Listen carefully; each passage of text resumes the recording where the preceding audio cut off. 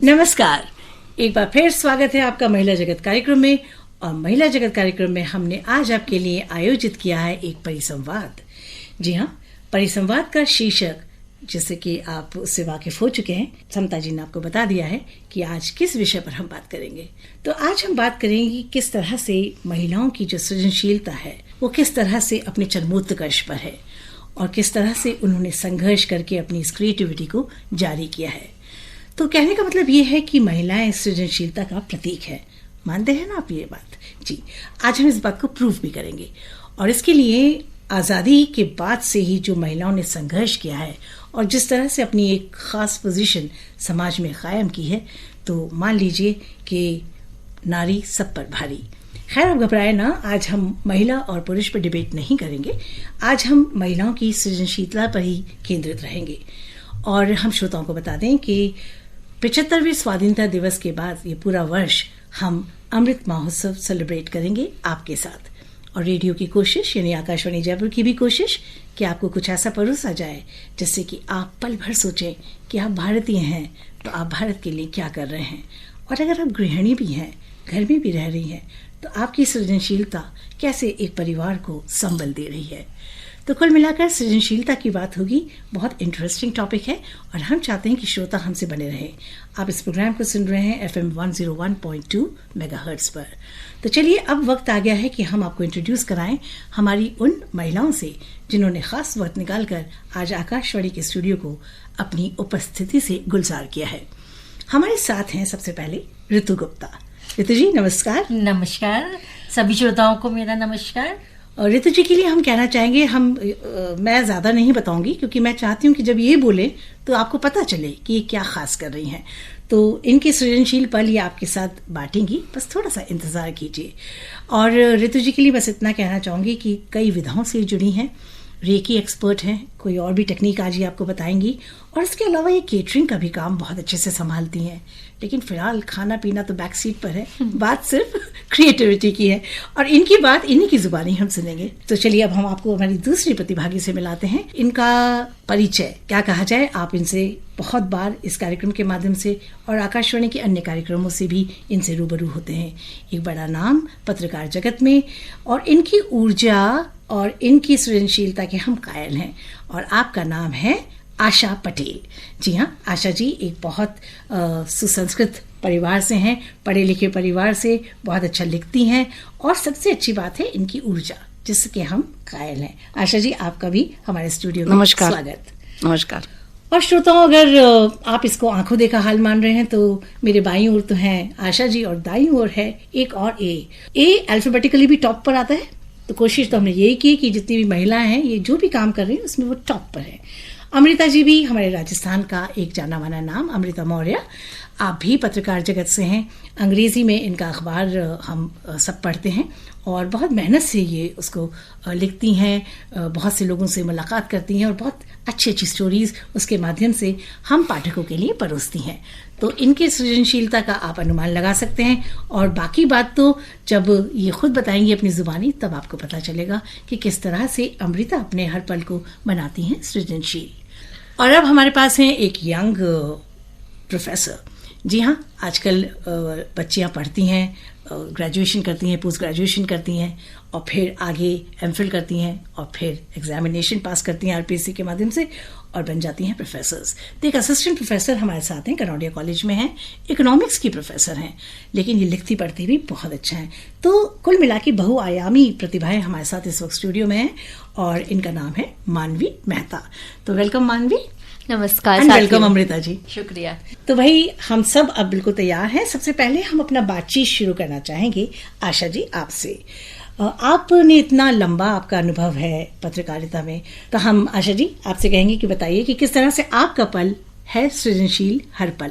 रेशमा जी, आजादी की जो लड़ाई देश में लड़ी गई, मैं दूसरी आजादी की चश्मदीद गवाह हूँ जी, जो जयप्रकाश जी के नेतृत्व में लड़ी गई थी।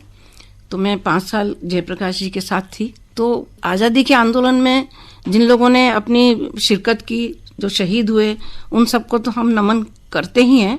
लेकिन हम जब आजादी की दूसरी लड़ाई लड़ने गए, तब हमको भी ये महसूस हुआ कि हमारी आजादी कितनी मुश्किल से मिली जी। और उसको हम आज तक भी उसको हम हासिल नहीं कर पाए जो हमें हासिल करना चाहिए था। रही सृजनशीलता की बात, तो बचपन से सोशल फील्ड में बहुत मतलब सक्रिय रही हूँ जी। स्कूल में थे तब हमने अपने कस्बे का प्रतापगढ़ का कॉलेज खुलवाया जी। उसके लिए हमने स्ट्राइक की, सब लड़कियों ने काले कपड़े सिलवाए और स्कूलों को सबको स्ट्राइक पे लगाया जी। 1 महीने तक स्ट्राइक रखी, तब जाके यूजीसी ग्रांट कमीशन के चेयरमैन आए और उन्होंने आकर के घोषणा की, तब जाके कॉलेज खुला। तो कॉलेज हमने 10वीं में थे उस समय, तभी हमने उस आंदोलन को नेतृत्व दिया। जी जी। तो सृजनता कोई जरूरी नहीं है कि आप सृजन कोई आर्ट में करें या किसी नहीं, ये बेबाकी भी हाँ, सृजनशीलता है। तो ये दिमागी सृजनशीलता है। ये हम बचपन से करते रहे हैं कुछ ना कुछ इस तरह के काम। तो कॉलेज हमने खुलवाया। उसके बाद आंदोलन में हम जयप्रकाश जी के साथ जब जुड़े तो हमने महिलाओं की स्थिति भी देखी, लड़कियों की स्थिति बिहार के अंदर, उत्तर प्रदेश में, मध्य प्रदेश में, सब जगह, सारे देश में घूमने का मौका मिला मुझे उस समय आंदोलन के दौरान। तो लड़कियों को सक्रिय करना, उनको अवेयरनेस में आगे बढ़ाना, शिक्षा के क्षेत्र में लड़कियां उस समय बहुत कम थीं। मैं जो बात कर रही हूँ ये 72 से 75 के बीच में, 77 के बीच में, उस दौर में मैंने पूरे हिंदुस्तान में उस आंदोलन के संदर्भ में दौरे किए। तो स्त्री तो सृजनशील ही होती है जी। जन्म से ही होती है जी। उसमें सृजनता की खोज करना बिल्कुल बेकार है। जन्म से ही स्त्री का सृजन शुरू होता है जी। और एक नई पीढ़ी स्त्री ही प्रदान करती है समाज को। तो ये बात बहुत ही रिलेवेंट है, आपने जो विषय चुना है। तो उसके बाद आंदोलन की बात मैंने बताई आपको। उसके बाद में मैंने कुछ सोशल फील्ड में काम किया आदिवासी महिलाओं के बीच में। और आदिवासी महिलाएं, मैं जहाँ प्रतापगढ़ में थी, बहुत छोटा सा कस्बा है, वहाँ आदिवासी ही एरिया है पूरा, जो अब जिला बन गया है, तब जिला नहीं था। कालांतर में फिर मैंने एक संस्था सेतु समिति करके गांव में शेड्यूल कास्ट महिलाओं के बीच में काम शुरू किया। उनको दरी बुनाई का ट्रेनिंग दिया। जम्बा रामगढ़ के पास गांव है सामरेट जी। उनको साक्षर करना, उनको संस्कार लड़कियों को देना, और वो जो स्किल डेवलपमेंट का काम शुरू किया संस्था के तहत। उसके बाद पत्रकारिता में 74-75 से ही कर रही हूँ, लेकिन फिर इमरजेंसी लगने के बाद तो हम लोग अंडरग्राउंड थे, तो स्वाभाविक है हम उतना पत्रकारिता उस समय बीच में तो हमको अंडरग्राउंड रहना पड़ा। लेकिन उस बीच हमने रणभेरी, चिंगारी जैसी कई छोटे छोटे पर्चे निकाले थे, जो कि आंदोलनकारियों के बीच में हम जेल टू जेल सर्कुलेट करते थे उन पर्चों को जी। उससे भी पहले तरुण शांति सेना की मैं राष्ट्रीय कार्यालय देखती थी, तो हमने एक तरुण मन नाम से एक मैगजीन निकाली थी जी। वो मैगजीन भी 72 से चल रही थी जी। तो उसका भी खास मैगजीन का काम वो भी हमने पत्रकारिता तभी से शुरू कर दी थी जी। समझ लीजिए जी। बाद में कालांतर में अब सेतु का काम अखबार का चल ही रहा है।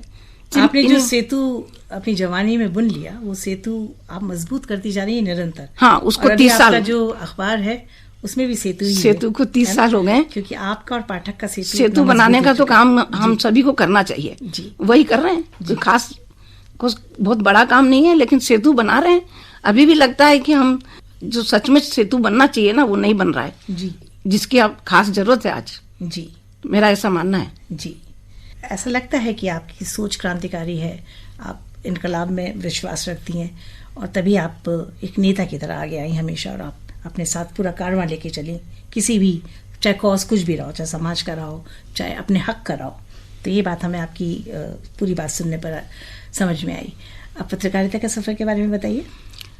स्वतंत्र पत्रकारिता तो मैंने 74 से ही शुरू कर दी थी, बाद में फिर इमरजेंसी में थोड़ा बीच में ब्रेकअप हुआ, लेकिन मैंने राष्ट्रीय मैगजीन दिनमान, धर्मयुग, साप्ताहिक हिंदुस्तान और मनोरमा विशेष करके महिलाओं के लिए होती है, लेकिन मैंने उससे हट के कुछ ऐसे सब्जेक्ट्स पर लिखा जो मनोरमा के कल्चर में नहीं था। उनकी समस्या को मैंने मनोरमा में भेजा जो कि उनके चरित्र से बिल्कुल मेल नहीं खाता है जी। तो उनसे भी मेरा टसल हुआ। बीच में उन्होंने एक पत्र भेजा मुझे कि आशा जी हमारा सिलाई बुनाई विशेषांक आ रहा है। मैंने पत्र लिखा, आपको हिम्मत कैसे हुई? जब आपको मैं सब्जेक्ट दे रही हूँ सोशल जो इश्यूज पर, तो आपने मुझे ये पत्र क्यों भेजा? क्या आप ये चाहते हैं कि महिलाएं सिर्फ सिलाई बुनाई तक ही, खाना बनाना इस पे रहें? जी। तो फिर उन्होंने माफी मांगते हुए एक पत्र लिखा, वो आज भी मेरे पास रखा है संपादक का, कि सॉरी, हमको ये पत्र आपको नहीं भेजना चाहिए था। तो इस तरह की भी कुछ ना कुछ अच्छा अनुभव करते रहे हम। मेरा ऐसा मानना है कि लड़कियां अगर पत्रकारिता में आती हैं तो भी, प्रोफेसर होती हैं तो भी, चिकित्सक बनती हैं तो भी, उन्हें अपने आप को घर से जब निकलती हैं तो लड़की मान के नहीं निकलना चाहिए। मैं अपना अनुभव बताती हूँ कि अगर हम लड़की सोच के निकलेंगे घर से तो हम कभी बहादुरी से या स्ट्रांगली कहीं चीजों को फेस नहीं कर पाएंगे। तो हमको अपने आप को तो पुरुष मान के ही चलना पड़ेगा। अपने को कमजोर फील करते रहेंगे, वो नहीं करना चाहिए।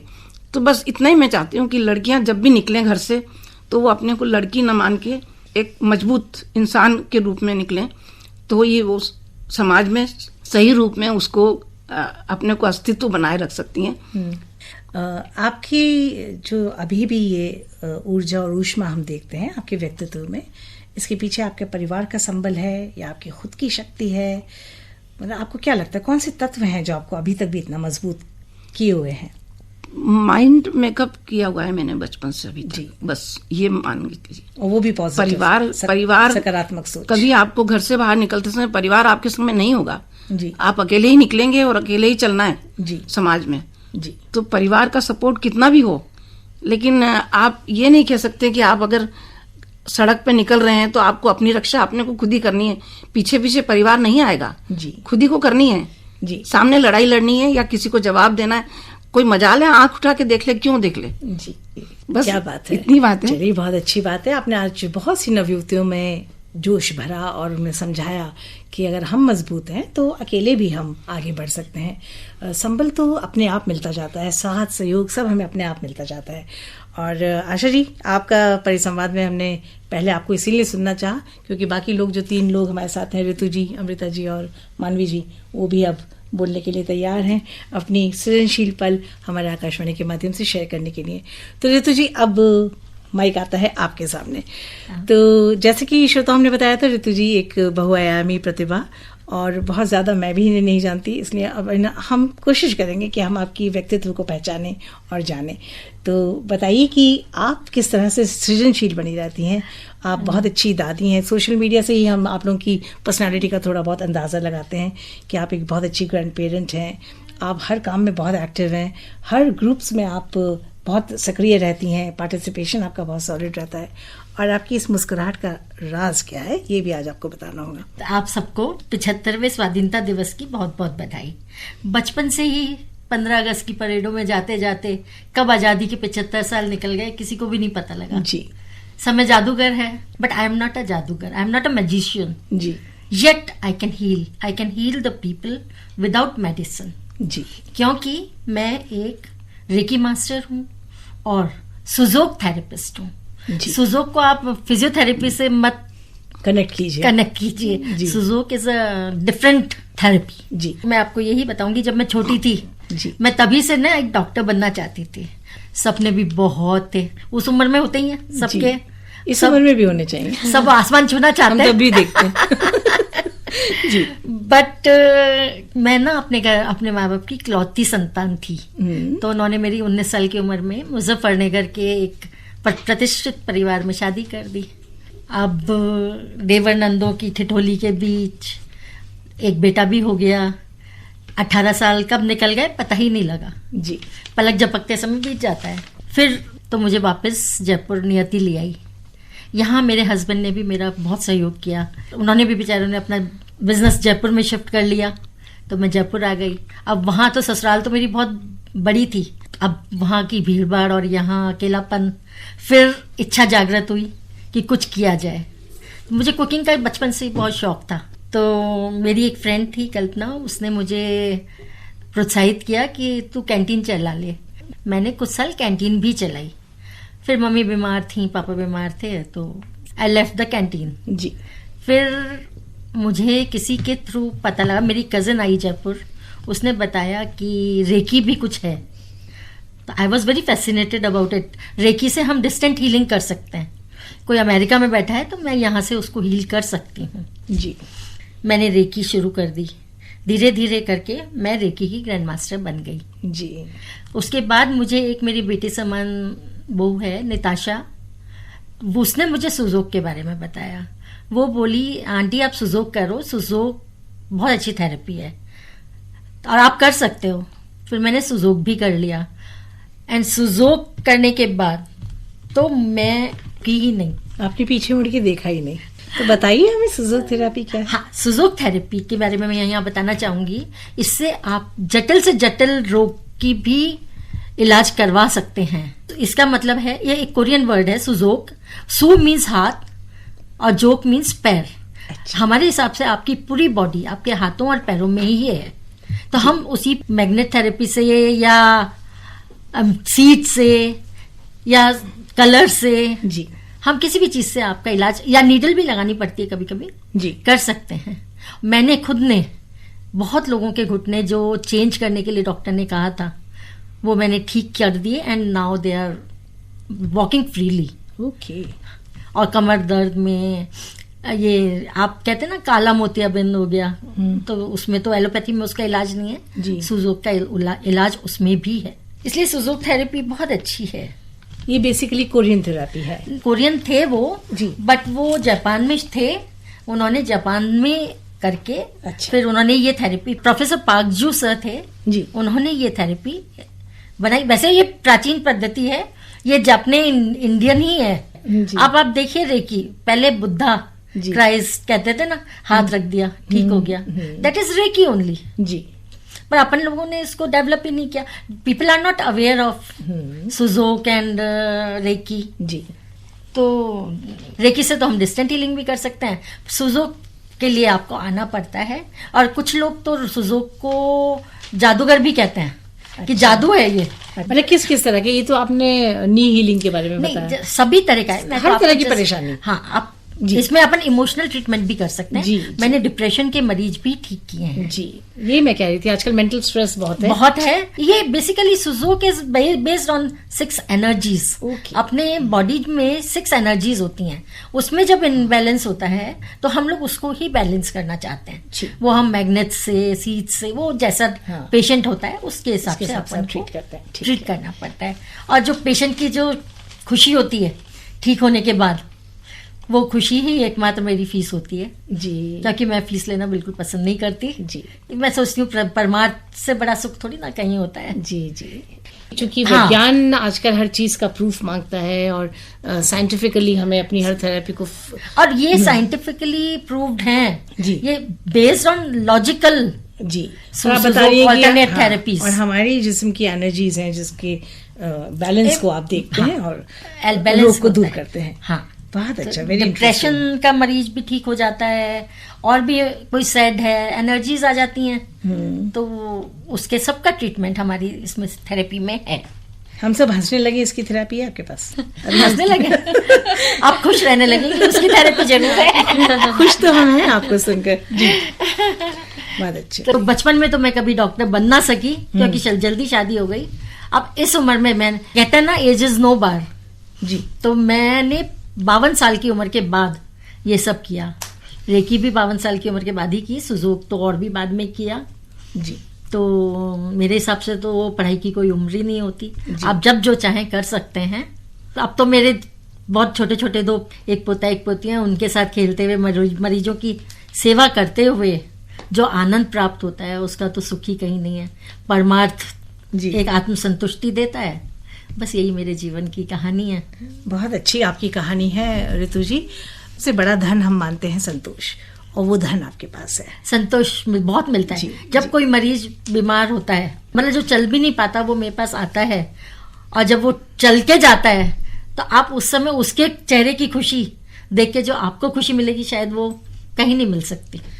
जी हाँ, शायद वो आपकी सकारात्मक ऊर्जाओं का ही नतीजा है कि हमारे स्टूडियो में भी इस वक्त बहुत सकारात्मक ऊर्जा है, और आपके सृजनशील पल हम सभी श्रोताओं के साथ बांट रहे हैं। देखिए, इन्होंने बहुत अच्छी बात कही, 2 बातें कही।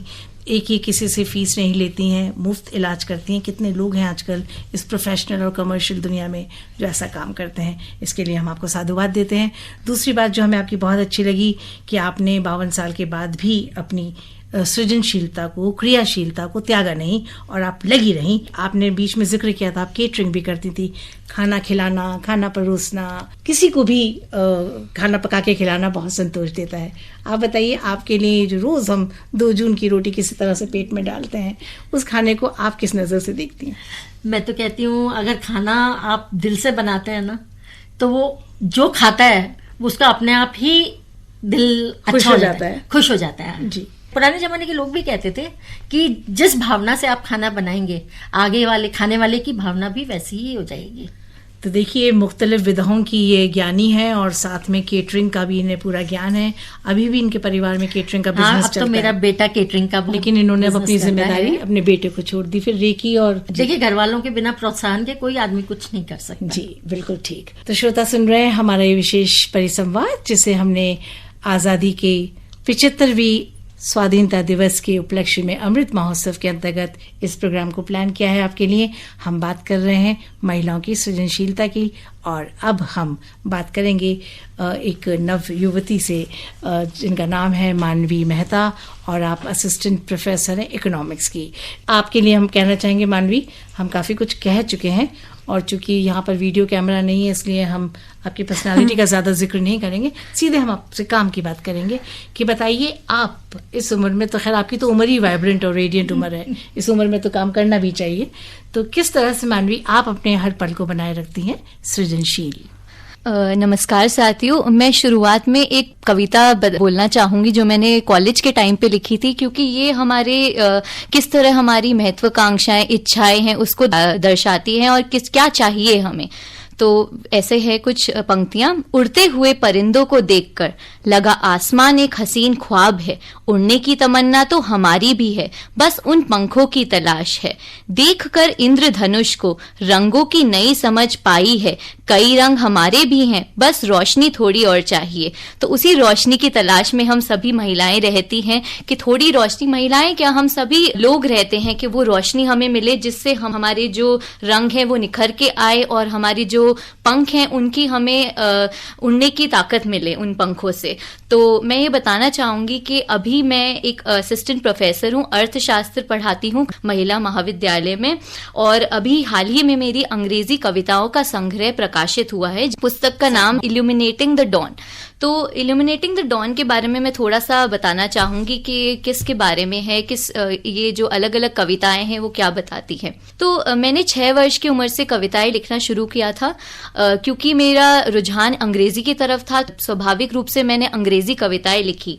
कवियत्री बनने का बचपन से ही सपना था, और दिल से स्याही तक ये यात्रा जो है मासूमियत के पलों से किशोर अवस्था के एहसासों, अनुभवों और लिखित शब्द के प्रति प्रेम की एक यात्रा है। और ये मेरी कोशिश है कि मेरी कविताओं का जो संग्रह है वो पाठकों के जीवन को एक खुशनुमा एहसास दे। मेरी कविताएं अलग अलग विषयों पर है, जैसे इसमें नारी के बारे में भी है, मौसमों के बारे में भी है, सूर्य के बारे में भी है। तो कुछ पाठकों को कविताओं में कहानी मिल सकती है और कुछ पाठक अपनी कहानी खुद बुन भी सकते हैं। और ये संग्रह जो है ये शब्दों एवं खामोशियों का संग्रह है जो मैंने अपने अनुभवों से लिखा है। जी, तो हम चाहेंगे कि आप थोड़ा सा बताएं कि किस तरह की आपकी ये किताब है। हाँ, क्योंकि रोशनी इल्यूमिनेटिंग द डॉन, क्योंकि अंग्रेजी में कविता है, तो अंग्रेजी की कविताओं का संग्रह है। तो एक कविता जो मुझे पर्सनली बहुत पसंद है वो नारी के बारे में है, उसका टाइटल है शी। अब हम नारी जो है, नारी समाज के द्वारा अलग अलग छवि दी गई है नारी को, लेकिन उसके विरुद्ध उसने अपनी खुद की क्या छवि बनाई है वो एक कविता दर्शाती है। तो ये इंग्लिश में है। She They told her to fit in, but she was a storm. They told her to dream low, but she was the mountain. They told her to be someone, but she chose to be herself. They told her to be a good woman, but she became a human first. They told her to be silent, but she was the thunder. They told her it's not your game, but she showed them how it's played. They told her to stick by the rule book, but she chose to design her own. She was fierce, she was fire, she was passionately curious, she was the creator. तो यहाँ पर ही हम creator शब्द का use कर रहे हैं, इस्तेमाल कर रहे हैं, तो यहाँ से ही हमें पता चलता है कि नारी सृजनशील है और नारी ही एक क्रिएटर है। क्रिएटर के तौर पे मैं देखती हूँ नारी को, क्योंकि नारी एक देखा जाए तो नारी जन्म देती है, तो जन्म सिर्फ एक इंसान को नहीं देती है, कई चीजों को जन्म देती है। तो वो मैंने अपने एक नारी होने के हिसाब से भी सीखा है और दूसरी महिलाओं से भी यही सीखा है। क्योंकि हम आजादी का अमृत महोत्सव मना रहे हैं, तो मैं कुछ पंक्तियां देश को समर्पित करना चाहूंगी। खून से न सही स्याही से खत लिखा, खून से न सही स्याही से खत लिखा, तेरे नाम का ही सजदा हर वक्त किया। ए वतन मैंने तेरे नाम का ही सजदा हर वक्त किया। मर मिटने का ना सही, मर मिटने का ना सही, गर तेरे नाम को रोशन करने का है वादा रहा। मैं आशा करती हूँ कि हमारा देश प्रगति के पथ पर चलता रहे और हम हर प्रकार के अंधकार से रोशनी की ओर बढ़ते रहें। तो मानवी, आप ने अंग्रेजी में भी लिखा, हिंदी में भी लिखा, और आप कह रही हैं 6 साल से आप लिख रहे हैं। हाँ। घर में कोई है जो लेखन का शौक रखता है? हाँ, मेरे दादाजी को लेखन का शौक था, तो उन्होंने वो लिखा करते थे इंग्लिश में। उसके अलावा मम्मी हैं, वो ऑल इंडिया रेडियो की टॉकर भी हैं, उनको भी लिखने का शौक है। तो और अगर मैं बताऊं अपने प्रोफेशन के बारे में, तो शिक्षा के क्षेत्र से मेरे घर में बहुत लोग जुड़े हुए हैं। मेरी बहन, मेरी मदर, मेरी ग्रैंड मदर और अब मेरा भाई, सब लोग एक शिक्षा के क्षेत्र से कहीं ना कहीं जुड़े हुए हैं। तो शिक्षा के क्षेत्र से जुड़े होने से मुझे बहुत कुछ सीखने को मिला है और इस महामारी ने शिक्षा का स्वरूप ही बदल दिया है।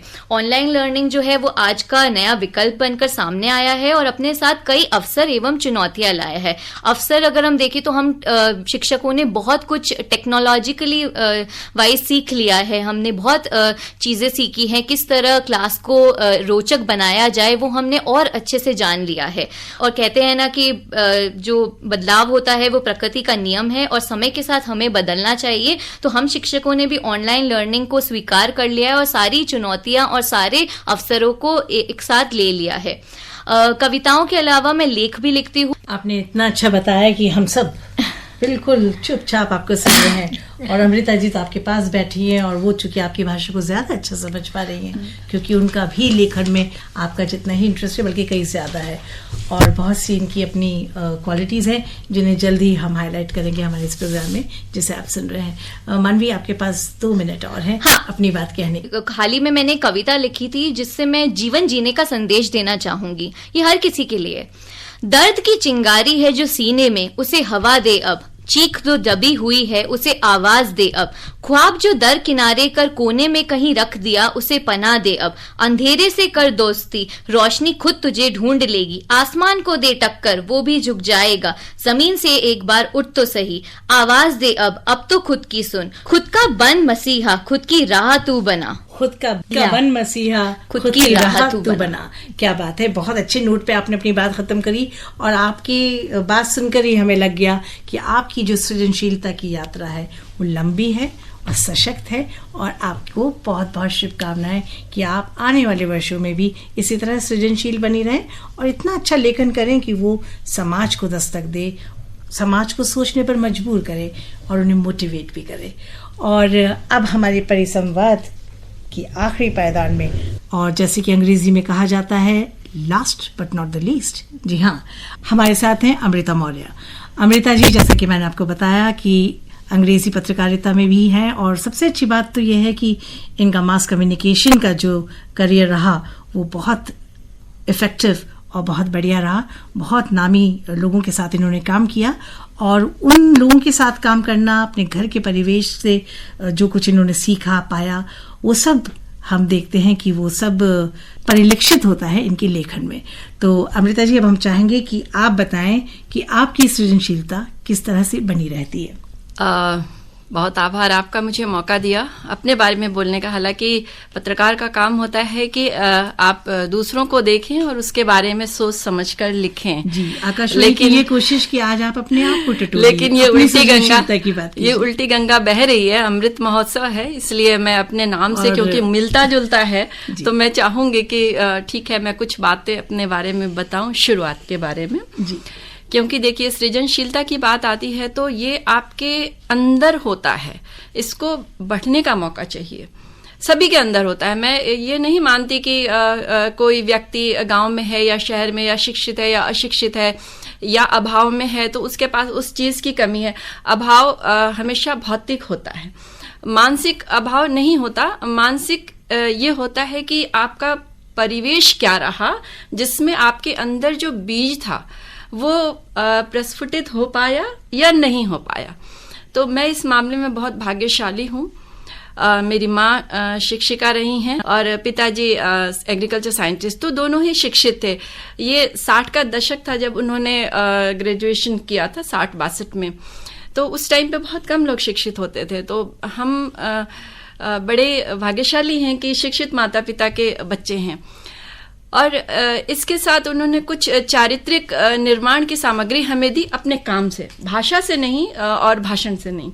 जैसे 2-3 छोटी छोटी घटनाएं हैं, मैं याद करती हूँ तो मुझे हमेशा बहुत अच्छा लगता है कि पिताजी जब इंडियन साइंस कांग्रेस में जाते थे ट्रेन से, तो एक आकर हम लोगों को किस्सा सुनाते थे। हम बिहार में रहते थे, बहुत छोटा सा गांव है पूसा। उन्होंने बताया कि मैं जब ट्रेन से गया, हमें तो बड़ा अच्छा लगता था ट्रेन नाम सुन के ही, क्योंकि बहुत मुश्किल से हमें कभी मौका मिलता था गांव छोड़ के कहीं जाने का। तो बताते थे आकर किस्से। तो एक बार उन्होंने बहुत अच्छा किस्सा बताया, बोला कि मैं स्टेशन पे प्लेटफॉर्म पे उतरा और चाय पी, फिर मैंने सोचा अपने जूते पॉलिश करवा लूं। तो जिसको पॉलिश के लिए बोला, बूट पॉलिश के लिए, वो एकदम से पापा ने उसका चेहरा देखा बोलने के बाद, तो बोला उठ के खड़े हो। पापा गले लग गए, ये तो मेरा बचपन का दोस्त है जो स्कूल में साथ पढ़ता था, गले लगाया। और पापा ने बताया कि हम जूते पॉलिश तो छोड़ो, जब तक ट्रेन रुकी है हम दोनों बैठ के चेयर पे, वहां जो चेयर होता है प्लेटफॉर्म पे, और जब तक गाड़ी नहीं सरकना शुरू हुई मैं तब तक बातें करता रहा। तो एक शिक्षा हमें ये मिली कि छोटा बड़ा कुछ नहीं होता है, जिसको जो अपॉर्चुनिटी मिली, अवसर मिला, वो उस हिसाब से अपना एक करियर बनाता है। लेकिन हर व्यक्ति बराबर है, हर सभी को गले लगाओ। जो भी ईमानदारी से काम कर रहा है उसकी कद्र करो। तो पहली ये शिक्षा मिली, जो कि उन्होंने कभी भी हमें शिक्षा देने के हिसाब से नहीं बताया था, एक सहज वृत्ति थी। दूसरा, पिताजी का ही मैं उदाहरण देना चाहूंगी कि हमारे यहाँ वहाँ क्योंकि ग्रामीण क्षेत्र था और एग्रीकल्चर पूरा लैंड था, तो हमारा जो क्वार्टर था इंग्लिश पीरियड का, उसमें भी बहुत खेत थे आगे पीछे। हम लोग भी खेत में काम करते थे। मैं खेत में काम करके ही बड़ी हुई हूँ, हैंडपंप से पानी देना और सुबह सुबह खेत में गाजर मूली ये सारी चीजें निकालना शाम में। तो स्कूल जाते थे, इसके अलावा हमारे पास यही था, कुछ और था नहीं हमारे इंटरेस्ट के लिए जहाँ टाइम लगा कर हम उसको कर पाए। तो वहां पर जब खेत को जोतना होता था और कुड़ाई करनी होती थी तो पापा एक लेबर बुलाते थे, क्योंकि वो काफी बड़ा था। उसके बाद फिर हम लोग मिलकर करते थे। पापा ने उसको ठेके पर काम दे दिया। उसके बाद दोपहर को खाने को जब हम लोग सब साथ बैठे तो उसने बोला खाना चाहिए। हमारी थाली परोसी हुई थी, तो पापा ने कहा कि खाना की तो बात नहीं हुई थी, तुम्हें खाना नहीं दे सकते, ये तो तुम गलत बोल रहे हो, एकदम से मांग कर रहे हो। तो वो चुपचाप चला गया। लेकिन फिर पापा ने मम्मी को थाली सर्व वाली, ये थाली उसको दे आओ, गरीब है वो नहीं खाएगा तो ये खाना मेरे गले से नहीं उतरेगा। ये अलग बात है कि उसने नहीं कहा था, लेकिन एक अन्य है, उसको भी भूख लगती है जैसे मुझे लगी है, एक मानवीय पहलू मुझे दिखा तो तुरंत दे दिया। फिर पापा को दूसरा, मम्मी रोटी बना ही रही थी तो रोटियां सेक कर पापा ने दी। तो ये भी एक चीज सिखाई कि आपके सामने कोई जो आपसे अक्षम है, अगर वो भूखा है और आपके पास ज्यादा है और आप सक्षम हैं तो आप उसके साथ बांट के खाइए। ये नहीं होना चाहिए कि हमने ये तय किया था, तय किया वो एक अलग चीज है, लेकिन कोई भूखा बैठा है, कोई प्यासा है, कोई अभावग्रस्त है और आपके पास वो चीजें आप नहीं दे रहे हैं और वो मांग रहा है, तो ये तो बहुत बड़ा पाप है। तीसरी चीज मैं आऊंगी, जो महिला और सृजनशीलता की बात करते हैं और महिला को सक्षम बनाने की बात करते हैं। मम्मी स्कूल जाती थी तो माँ को देखा उस टाइम पे, क्योंकि महिला शिक्षा और लड़कियां पढ़ें ये सब बातें उन दिनों थी नहीं। ज्यादातर मैं जो विज्ञापन देखती थी वो ये आता था कि बच्चे 2 या 3 है ना, बच्चों का पालन माँ बाप ठीक ठाक करें ये तो बताया जाता था, लेकिन बच्चों को पढ़ाइए ये बात नहीं होती थी, और लड़की को पढ़ाइए ये हमने कभी नहीं सुना। तो हम पढ़ने जाते थे और सबको पढ़ना है और सबके लिए नियम एक ही था जी, सबके लिए भोजन एक था, लड़की के लिए कोई अलग कुछ भी नहीं नियम था। हमें नहीं पता था कि लड़का और लड़की कोई अलग चीज होती है। जी, अभी आपको सुन के अमृता जी ये समझ में आ रहा है कि घर का जो पारिवारिक माहौल है वो बच्चों को, खासकर जिस उम्र में आप रही होंगी, उस की मनस्थिति पर बहुत असर करता है। और ये बहुत अच्छी बात है कि घर के संस्कार आप आगे लेती जा रही हैं, है ना। ये सुनकर बहुत अच्छा लगा। और ये हमारी सृजनशीलता के लिए बहुत ज़रूरी है कि हमारे माता पिता ने हमारा लालन पालन किन संस्कारों के साथ किया है। तो बहुत अच्छा लगा आपका एक्सपीरियंस सुन के। अब ये बताइए कि अभी वर्तमान में आप अपनी सृजनशीलता को किस तरह से कायम रख रही हैं। देखिए, विसंगतियां ही मुझे लेखनी में लेकर आई हैं, जो सामाजिक विसंगतियां हैं, क्योंकि माता पिता से मुझे बहुत अच्छी चीजें मिली। और जब हम एक सुरक्षित घेरे में होते हैं तो हमें अंदाजा नहीं होता है कि बाहर क्या क्या विकृतियां पल रही हैं। और जब हम बाहर निकलेंगे, जैसा आशा जी ने कहा कि बाहर परिवार नहीं होता है, उसको आपको ही फेस करना है। लेकिन अगर घर ने आपको मजबूत बना दिया है तो फिर बाहर क्या मिल रहा है और उससे आप कैसे लड़ेंगे, ये सोचने की क्षमता आपके अंदर पैदा हो जाती है। और आप निश्चिंत होते हैं कि मैं कुछ भी करके जाऊं तो घर पे मुझे डांटा नहीं जाएगा कि तुमने ऐसा क्यों किया या इस तरह से क्यों जवाब दिया। मतलब मेरा जो कहना है कि आप लड़ने के लिए तैयार हो जाते हैं और घर वाले कभी नहीं बोलते हैं कि तुम लड़की हो, तुम लड़के क्यों आई, जी, है ना। तो पहली चीज ये, और यही मुझे लेखनी के लिए भी यही प्रेरित करती रही। मैं पिताजी का ही एक छोटा सा और उदाहरण दूंगी। पिताजी, हमारे गांव में वहां जूते नहीं मिलते थे तो मोची से बनवाना पड़ता था या शहर जाके लाना पड़ता था। तो एक मोची था वहां पर, उसको जूते का पापा ने ऑर्डर दिया। ऑर्डर देने गए, नाप देने, तो एक बच्ची बैठी हुई थी उनके पास। तो पापा ने कहा, इसको क्यों बिठा रखा है, 11-12 साल की रही होगी, 10-12 की, यहाँ क्यों बिठा रखा है, इसको स्कूल क्यों नहीं भेजते। तो बोला स्कूल, वो एकदम चौंक गया, बोले क्यों, इतनी बड़ी लड़की स्कूल नहीं जाएगी, मेरी बेटी तो जाती है, ये क्यों नहीं जाएगी।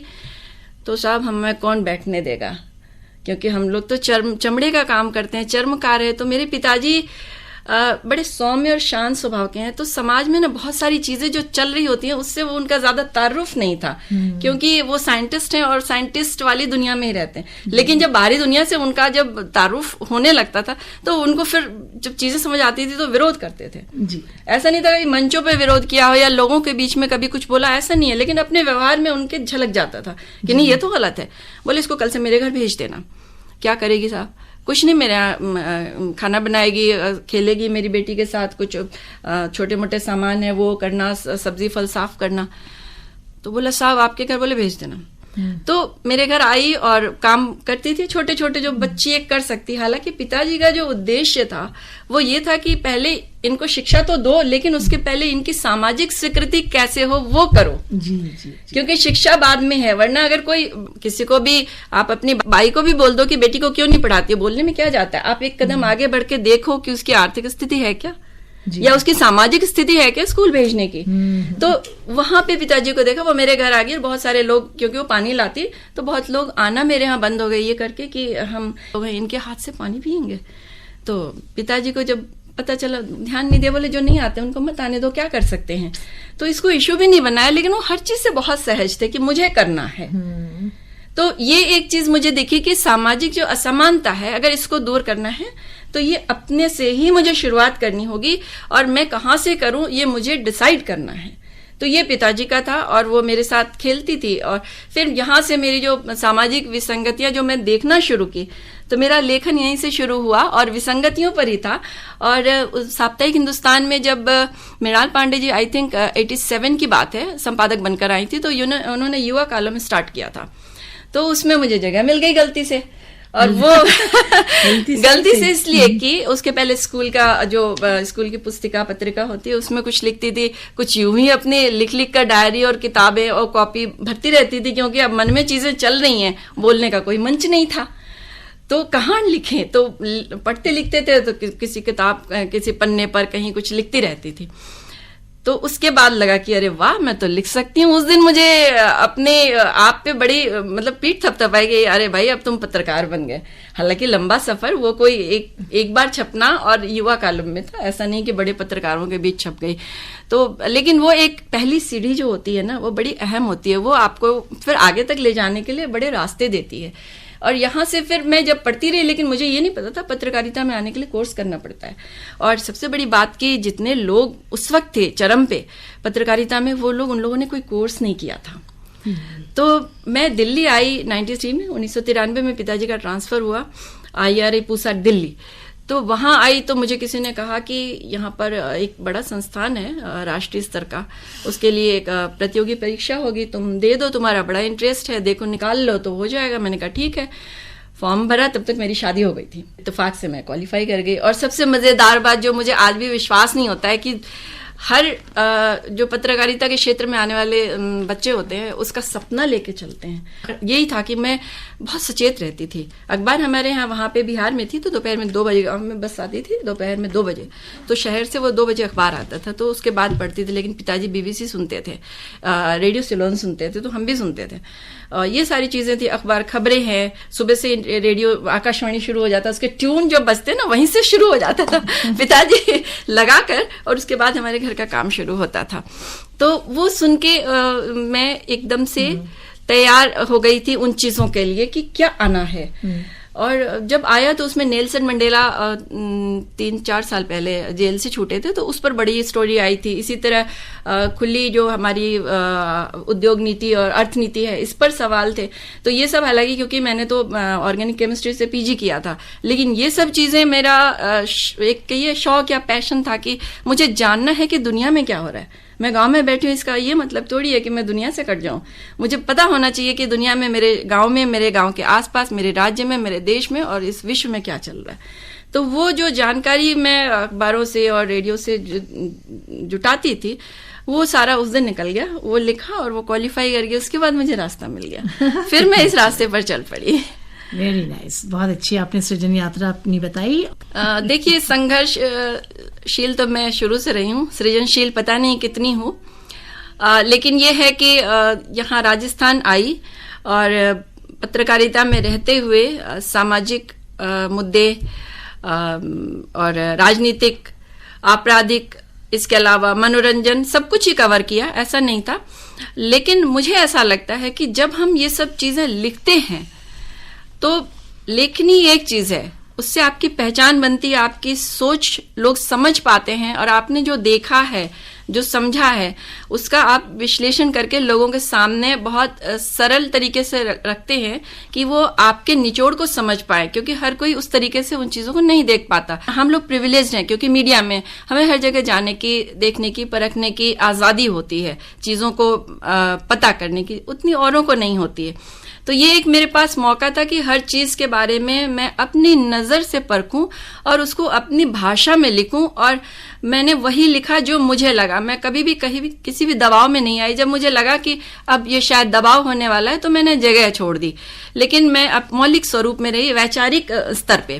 और व्यक्तिगत स्तर की मैं बात करना चाहूंगी जो मैंने बदलाव, क्योंकि क्या होता है कि हम शुरुआत, हर किसी का बड़ा संघर्षपूर्ण होता है, जो भी चरम पे है उसने शुरुआत तो बहुत परेशानियों में की होगी, इसमें कोई दो राय नहीं है। लेकिन जब आप बहुत ऊंचाई पे या जहां है वहां तक पहुंच चुके होते हैं 25-30 साल के दौर में, तो शायद ये होता है कि वो विनम्रता और वो जो आपकी कठिनाइयां हैं, उसका जो दर्द है वो आप भूल जाते हैं। मैंने बहुत बार मीडिया में रहते हुए देखा, और मैं इस पर लिखती हूँ कि बहुत सारे लोग मुझे ऐसे मिले, और ये सच बताऊं, इनके बारे में लिख तो देती हूँ, लेकिन क्योंकि वो उनकी क्वालिटी है और उस पर लिखना जायज है, लेकिन अगर व्यक्तिगत रूप से मुझे कहें तो मुझे वो पसंद नहीं है। मैंने हमेशा अपने आप को जहां तक हुआ है सहज और सरल रखने की कोशिश की है। और एक दो चीजें मैं अपना जिक्र करूं कि मेरा कार्यालय कुछ समय पहले मैंने अपना परिवर्तित किया है।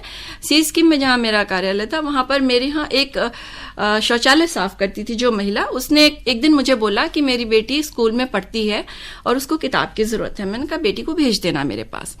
तो बेटी आई तो दरवाजे के बाहर खड़ी थी, क्योंकि वो महिला शौच साफ करती थी, तो दरवाजे से शौचालय गई, साफ किया और निकल जाती थी।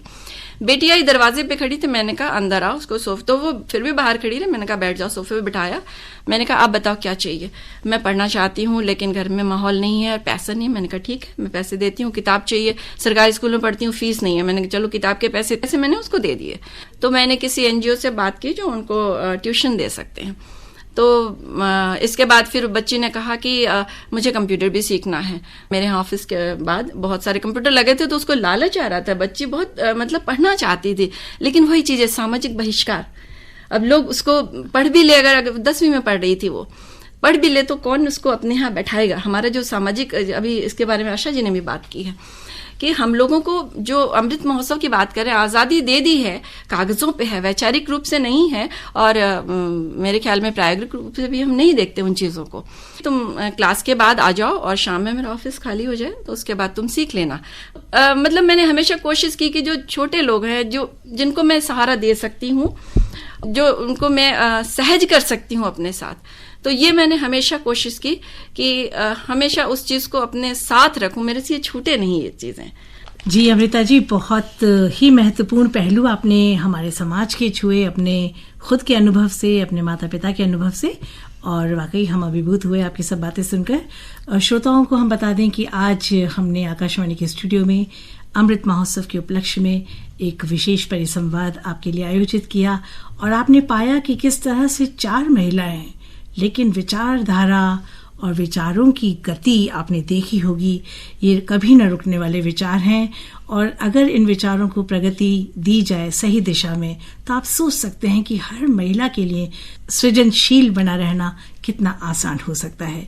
हम बहुत बहुत शुक्रगुजार हैं ऋतु गुप्ता जी आपके कि आज आपने अपने पल पल सृजनशीलता के हमारे साथ इतनी गर्मजोशी से शेयर किए। आशा जी, आपका भी बहुत बहुत शुक्रिया। आपके अंदर हम नेता के गुण देखते हैं, आप नेता बनिए, अपनी विचारधारा को आगे ले जाइए, और देखिए फिर हम महिलाएं किस तरह से आपके पीछे पीछे आते हैं। और हमारी यंग असिस्टेंट प्रोफेसर मानवी, आपका अंदाज कुछ हम सबसे अलग था। आप अभी समाज को पढ़ रही हैं, आप समाज की मनस्थिति को भांप रही हैं, और अच्छी बात है कि आप में वो चेतना है कि आपको महिलाओं को लेकर आप लिखती हैं और उनके लिए आप सपने बुन रही हैं। उनकी एक आम आदमी को भी आप रोशन याफ्ता कर रही हैं सिर्फ अपनी लेखनी के दम पर। तो आपकी कलम में भी दम रहे और आपकी शख्सियत में भी दम रहे, इसके लिए अभी आप करिए और संघर्ष और मेहनत। और अंत में हम अमृता जी आपको शुक्रिया अदा करना चाहेंगे कि आज जो आपने अपना पूरा निचोड़ जीवन का हमारे सामने रखा, उसी में हमें लग रहा है कि आपने किस तरह से सृजनशीलता को चुरा लिया, जो कहीं आपसे दूर भाग रही थी, लेकिन आपने अपने इरादों में बुलंदी रखी। You are a lady with steel nerves.